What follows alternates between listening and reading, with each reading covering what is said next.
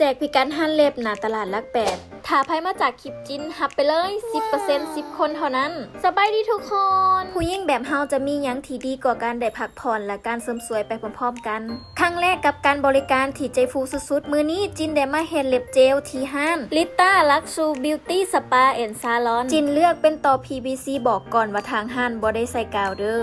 PVC คอลลาเจนมีขอดีซอยเสริมสร้างให้เล็บหนาเล็บแข็งแรงและซอยให้หนาเล็บยาวไว้อุปกรณ์การเฮ็ดเล็บเพิ่นจะนำไปขาเสื้อทุกๆครั้งเพื่อความปลอดภัยยอมรับว่าพนักงานห้านเพิ่นคือบริการดีแฮงและก็ใส่ใจทุกรายละเอียดซีมือเอื้อยพนักงานอยากบอกเลยบ่ธรรมดาดีจบมาจากไทยแลนด์ประสบการณ์5 ปีบ่ว่ากันแต้มลายปั้นเจลอยากบอกว่าเซียวซานแฮงแถมค่าเสียหายก็บ่แพงเลยเฮามาทั้งทีจะเฮ็ดอย่างเดียวบ่ได้เพิ่มด้วยงานต่อขนตาจินเลือกเป็นการต่อขนตาแกนไว้ขอดีเบาสบายบ่หนักตาส่วนการเฮ็ดต่อขนตาเฮาจะเข้าที่ห้อง private room ทุกคนอยากบอกว่า luxury สุดๆเคสของจินจะเป็นเคสถอดขนตาและต่อไหมนอกจากการต่อขนตาแล้วยังมีบริการอื่นๆบ่ว่าจะเป็นเลเซอร์ขนมาข้างหน้าต้องลองให้ได้สปามือสปาตีนซาหัวบอกได้เลยครบจบในห้านเดียวหลังจากทุกคนเบิ่งคลิปนี้แล้วอย่าลืมว่าเจ้าของห้านทั้งงามทั้งใจดีเพิ่นแจก10 คน 10% เด้อทุกคนเด้อบ๊ายบาย